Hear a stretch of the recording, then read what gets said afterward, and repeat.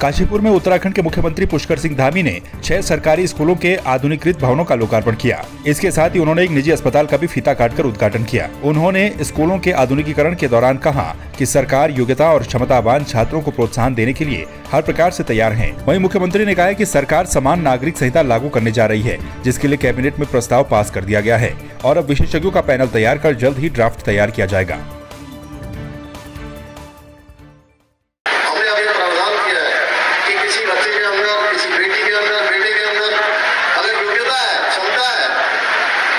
किसी भी खेल में जा रहे हैं, उन्होंने उसको अगर पास कर लिया है तो उनको किसी के आगे भी अब हाथ फैलाने की आवश्यकता नहीं पड़ेगी। अब सारी व्यवस्था सरकार करेगी, खेलने की भी व्यवस्था करेगी, उनके जाने की भी व्यवस्था करेगी, रहने की भी व्यवस्था करेगी। और पदक जीतकर जब बच्चे आएंगे तो उन बच्चों का नौकरी से संबंधित नौकरी में रखने की व्यवस्था भी हमारी सरकार करती है। सबके लिए हम एक समान कानून लाएंगे, समान नागरिक संहिता उत्तराखंड के अंदर हम लागू करेंगे और उस काम की हमने शुरुआत कर दी है। पहला हमने जो अपना मंत्रिमंडल की पहली बैठक करी थी, उस बैठक में हमने सर्वसम्मति से इसको पारित कर दिया है कि एक जो विधि के विशेषज्ञ होंगे, जानकार होंगे, स्टेक होल्डर, उन सभी को मिलाकर एक कमेटी का गठन हम करने जा रहे हैं और वो कमेटी एक ड्राफ्ट तैयार करेगी और ड्राफ्ट तैयार होगा जो हमारे बहुत ही जानकार लोगों की देखरेख में एक ड्राफ्ट तैयार होगा और इस ड्राफ्ट से तैयार होते ही हमारा विधि विभाग, हमारा न्याय विभाग इसको अच्छी तरह से देखेगा और देखने के बाद उत्तराखंड राज्य के अंदर ये कानून हम लागू कर देंगे। राजधानी देहरादून में स्वास्थ्य मंत्री डॉक्टर धन सिंह रावत ने राष्ट्रीय कृमि मुक्ति दिवस कार्यक्रम का शुभारंभ किया। उन्होंने कहा कि प्रदेश भर में 43.55 लाख बच्चों को दवा दी जाएगी, जिसमें 1 साल से लेकर 19 साल तक के हर बच्चे को दवा देने का लक्ष्य रखा गया है। इसके साथ ही उन्होंने बताया कि केंद्र सरकार ने प्रदेश के 3 जिलों हरिद्वार, उधम सिंह नगर और पिथौरागढ़ में मेडिकल कॉलेज बनाने की स्वीकृति दे दी है। जल्द ही इसका निर्माण कार्य भी शुरू कर दिया जाएगा।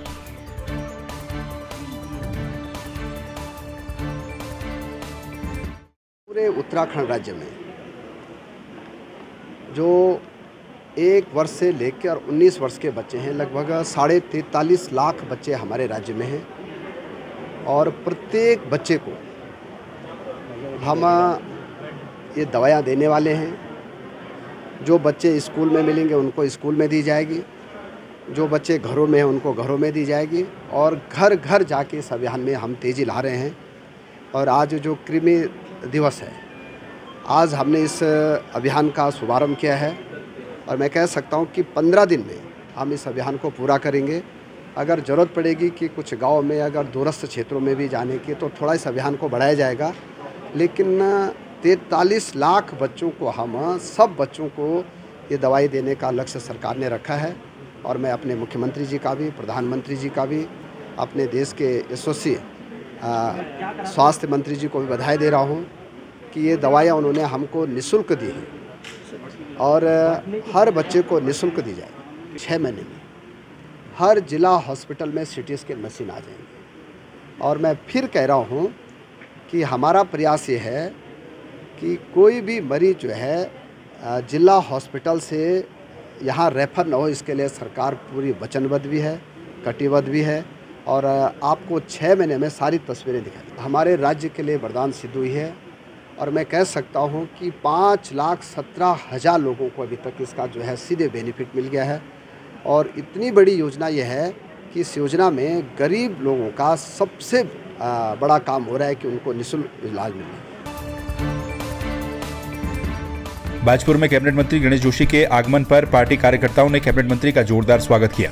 इस दौरान गणेश जोशी ने जनसभा को संबोधित करते हुए कहा कि बीजेपी सरकार लगातार किसानों और सैनिकों के कल्याण के लिए विभिन्न योजनाएं संचालित कर रही है, जिससे सैनिक और किसानों के साथ साथ प्रदेश के अन्य लोग भी खुशहाल हो सकें।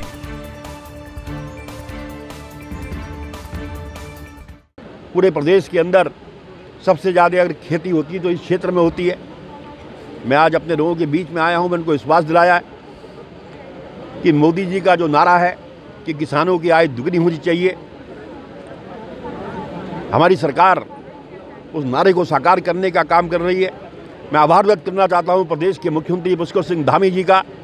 हमने राज्यपाल के अभिभाषण में 2000 रुपया किसान प्रोत्साहन राशि देने का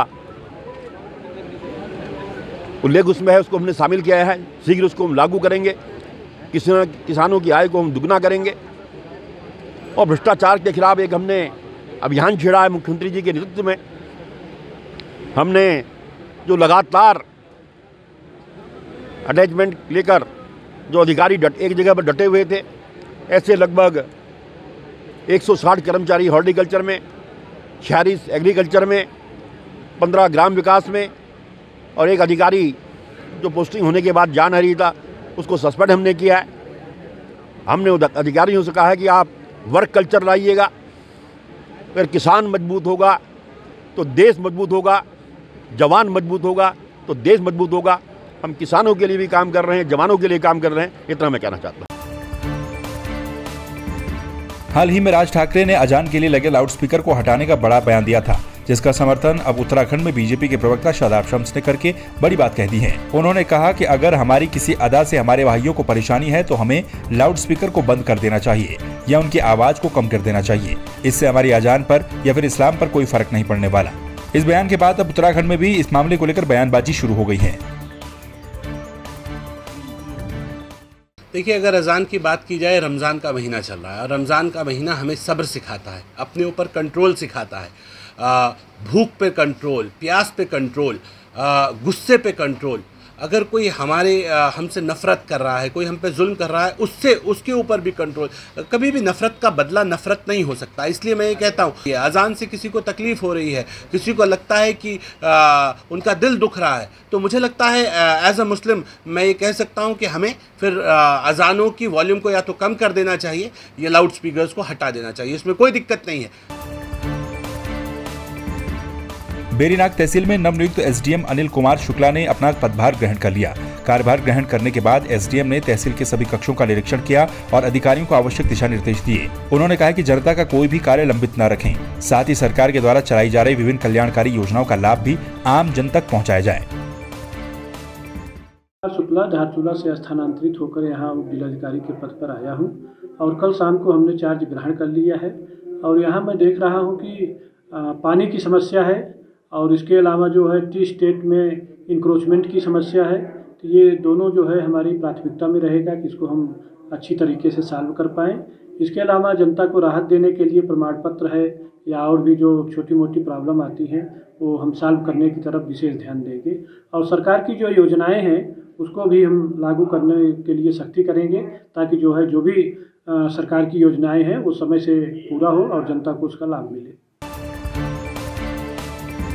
टिहरी के घनसाली विधानसभा के अखोड़ी में गुलदार ने घर के पास खेल रहे 7 साल के मासूम बच्चे को अपना निवाला बना दिया। क्षेत्र की जनता पहले ही 3 दिनों से बिजली न होने से परेशान थी और अब इस घटना से पूरे क्षेत्र में दहशत का माहौल बना हुआ है।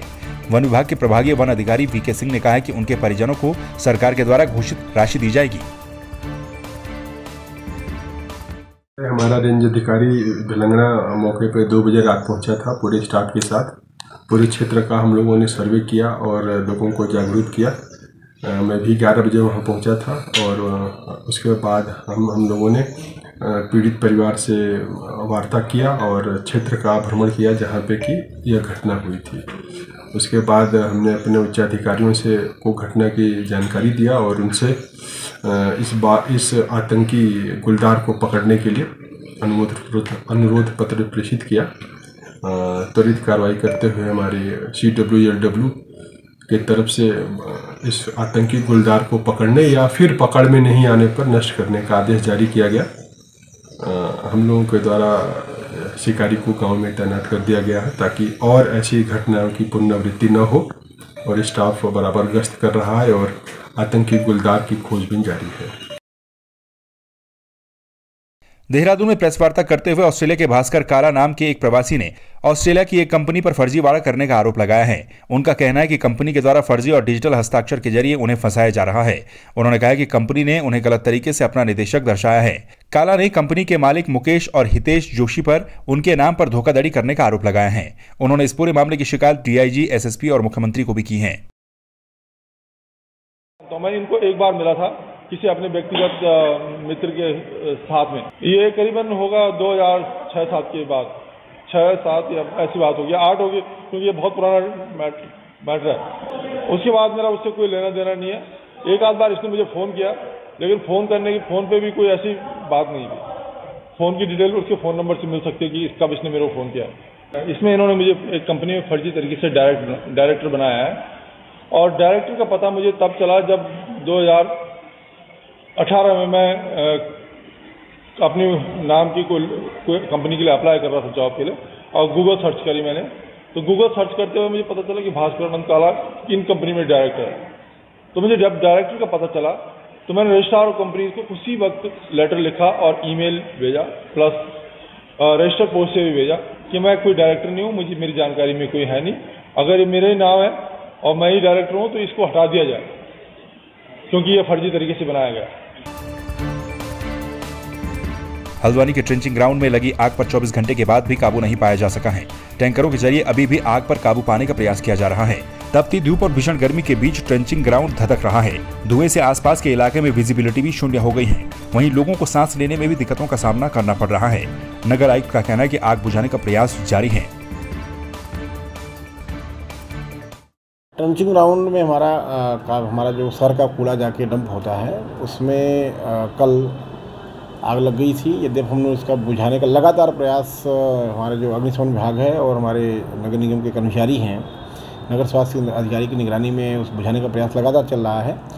कुछ क्षेत्रों में आग बुझा दी गई थी, लेकिन चूँकि उसमें जो कूड़े के अंदर से मीथेन गैस भी निकलती है और कुछ पुराने जो पॉलीथीन डंप हैं उसमें, तो उसमें आग पकड़ने से काफ़ी ज़्यादा हो गई थी। लेकिन हमारा लगातार उसमें पानी का छिड़काव चल रहा है, इससे थोड़ा सा नियंत्रण में ज़रूर है, लेकिन अभी आग पूरी तरह बुझ नहीं पाई है और हमारा प्रयास लगातार जारी है और संभवतः है 1-2 दिन के अंदर आग बुझ जाएगी। देखिए, गर्मी का प्रकोप भी बढ़ा है और कूड़ा में ऐसे सामग्रियां हैं, ऐसे कूड़े हैं जो थोड़ा सा भी आग की पाने पर वो तेज़ी से आग पकड़ लेते हैं, और चूँकि गर्मी तापमान अधिक होने के कारण आग उसमें तेज़ी से पकड़ी है और हवा होने के कारण उसका विस्तार भी हुआ है, लेकिन अभी स्थिति नियंत्रण में है। बागेश्वर जिले में फायर सीजन के दौरान अब तक वनाग्नि की कुल 67 घटनाओं में 91.50 हेक्टेयर जंगल जलकर खाक हो गए। जंगल में आग लगने से करीब 2,80,000 रुपए का नुकसान का अनुमान लगाया गया है। अब तक बैजनाथ रेंज, धर्मघर रेंज, कपकोट के पुंगार और कांडा के कई जंगलों में आग लग चुकी है। वहीं जंगलों में आग लगाने वालों के खिलाफ वन विभाग भी कार्रवाई कर रहा है और इस पर सतर्कता भी काफी बढ़ाई गई है। तो आग जलाते हुए 2 व्यक्ति भी पकड़ाए गए थे, जिनमें जुर्माना लेके उनको छोड़ा गया था। और जहां भी इस तरह की घटना की पुनरावृत्ति हो रही है, तो वहां पर हम लोगों ने स्पेशल लोगों को बैठा रखा है, तो जो उनको चेक कर सके कौन ये आग लगा रहा है इस तरह की। जी, आम जनता से यही अपील है कि जो वन है ये वन विभाग का नहीं है। वन जो है सभी लोगों के हैं, उनके जो फायदे होते हैं वो सभी लोगों को मिलते हैं। नुकसान अगर आग से कुछ होता है तो हर व्यक्ति के लिए होता है। अगर आग लगती है तो इससे पानी के स्रोत सूखते हैं, और पानी जैसे कि पहाड़ों में सबसे बड़ी दिक्कत पानी की ही होती है। तो आप सभी अगर सहयोग करें आग बुझाने में, तो इससे हमें कोई भी इसका नुकसान नहीं झेलने पड़ेंगे। तो ये मान के चलिए सभी का वन है, तो सभी को इसमें सहयोग करना पड़ेगा बुझाने के लिए। वन विभाग अकेले इतना बड़ा काम नहीं कर सकता है। बाजपुर के दोराहा बॉर्डर पर हथियारबंद 2 बदमाशों ने पेट्रोल पंप के कर्मचारियों को बंधक बनाकर लूट की घटना को अंजाम दिया। घटना की सूचना मिलते ही पुलिस मौके पर पहुंची और सीसीटीवी की मदद से आरोपियों की तलाश में जुट गई। बदमाश पेट्रोल पंप कर्मचारी से हजारों की नकदी लूटकर फरार हो गए। स्वार दोराहा बॉर्डर पर एक पेट्रोल पंप है। पेट्रोल पंप में जो काम करते हैं कर्मचारी, उनके द्वारा ये सूचना दी गई कि आधी रात को 2 अज्ञात युवकों द्वारा पेट्रोल पंप में घुसकर, उनके कैबिन में घुसकर उनको थोड़ा बंधक बनाकर और तमंचा दिखाकर उनसे जो भी कैश वहाँ पर जमा था वो कैश लूट कर ले गए हैं। उनका चेहरा देखा नहीं जा सका है, चेहरे ढके हुए थे।